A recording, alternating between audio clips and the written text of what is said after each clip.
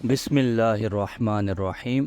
السلام علیکم ناظرین، میں ہوں حافظ شیخ عماد، خوش آمدید اسلامک انفو۔ آج اس سیری میں بتایا جائے گا کہ کس طرح حضرت خالد بن ولید رضی اللہ تعالیٰ عنہ اسلام کے دشمنوں میں سے تھے اور پھر اسلام سے متاثر ہو کر کس طرح اسلام قبول کیا اور اسلام کے زبردست حامی بن گئے۔ حضرت خالد بن ولید نے ابتداء میں اسلام کی مخالفت کی تھی اور وہ پیغمبر اسلام صلی اللہ علیہ وآلہ وسلم کے سخت دشمن تھے۔ تاہم انہوں نے فتح مکہ سے ٹھیک پہلے 8 ہجری 630 عیسوی میں اسلام قبول کیا اور وہ نبی صلی اللہ علیہ وآلہ وسلم کے اصحاب میں سے ہو گئے۔ اسلام قبول کرنے سے پہلے حضرت خالد بن ولید رضی اللہ تعالیٰ عنہ پیغمبر اسلام صلی اللہ علیہ وآلہ وسلم اور ابتدائی مسلم کمیونٹی کے سخت مخالف تھے۔ وہ ایک جنگجو اور فوجی کمانڈر کے طور پر اپنی غیر معمولی مہارتوں کے لیے جانے جاتے تھے اور وہ قریش کے درمیان ایک اہم شخصیت تھے۔ وہ قبیلہ جس نے نبی صلی اللہ علیہ وآلہ وسلم کی مخالفت کی، حضرت خالد بن ولید رضی اللہ تعالیٰ عنہ نے اسلام کے ابتدائی سالوں میں مسلمانوں کے خلاف مختلف لڑائیوں میں حصہ لیا۔ خاص طور پر وہ احد کی جنگ 625 عیسوی میں مسلمانوں کے خلاف لڑے، جہاں انہوں نے مسلمانوں کے خلاف قریش کی جارحیت میں اہم کردار ادا کیا۔ انہوں نے قریش کی طرف سے جنگ بدر 624 عیسوی میں بھی شرکت کی۔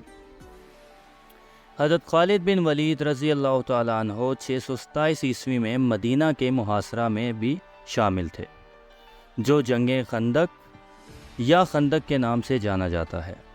اس جنگ کے دوران انہوں نے قریش کے گھڑ سواروں کی کمان کی اور مدینہ کے دفاع کو توڑنے کی کوشش کی، لیکن وہ بالآخر ناکام رہے۔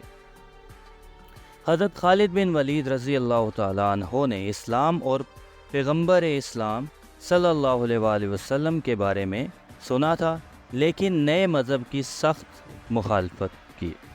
وہ خاص طور پر نبی صلی اللہ علیہ وآلہ وسلم کے ساتھ دشمنی کے لیے مشہور تھے۔ حضرت خالد بن ولید رضی اللہ تعالیٰ عنہ کی زندگی میں اہم موڑ 630 عیسوی میں فتح مکہ کے ساتھ آیا، جب پیغمبر محمد صلی اللہ علیہ وآلہ وسلم اور مسلم فوج مکہ میں پرامن طور پر داخل ہوئی تو یہ ایک گہری تبدیلی کا لمحہ تھا۔ حضرت خالد بن ولید نے نبی صلی اللہ علیہ وآلہ وسلم کی شفقت اور حکمت کو دیکھا، کیونکہ انہوں نے ان لوگوں کو بھی معاف کر دیا جنہوں نے برسوں سے آپ صلی اللہ علیہ وآلہ وسلم کی سخت مخالفت کی تھی۔ حضرت خالد بن ولید رضی اللہ تعالیٰ عنہ نے فتح مکہ اور نبی کریم صلی اللہ علیہ وآلہ وسلم کے نمایاں کردار کو دیکھا۔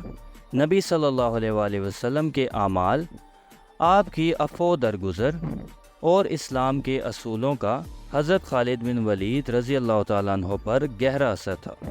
سچائی اور اسلام کے عروج کی ناگزیریت کو دیکھ کر حضرت خالد بن ولید رضی اللہ تعالیٰ عنہ نے محسوس کیا کہ وہ مزید ایمان کا مقابلہ نہیں کر سکتے۔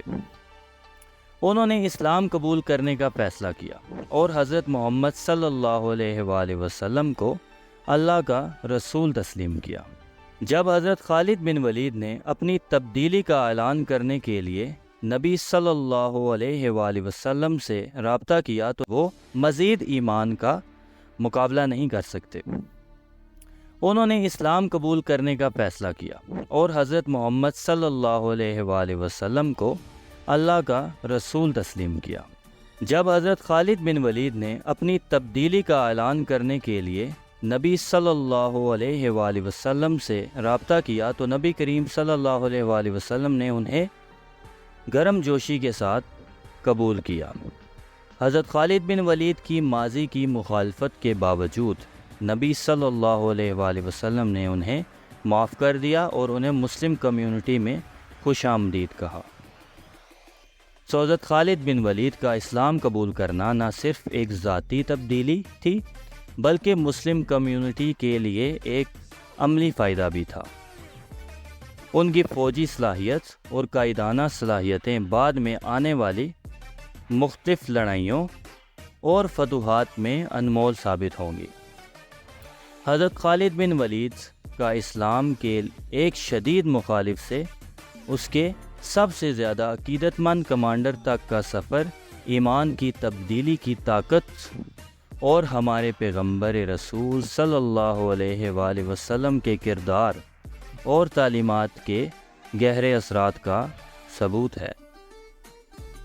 تو ناظرین، آج کی اس ویڈیو سیری میں بتایا گیا ہے کہ کس طرح حضرت خالد بن ولید رضی اللہ تعالیٰ عنہ اسلام میں داخل ہوئے اور اسلام میں داخل ہونے سے پہلے ان کا کیا کردار تھا۔ اب اگلی ویڈیو سیری میں یہ بتایا جائے گا کہ اسلام میں داخل ہونے کے بعد پیغمبر رسول صلی اللہ علیہ وآلہ وسلم نے انہیں کن ذمہ داریوں سے نوازا۔ شکریہ۔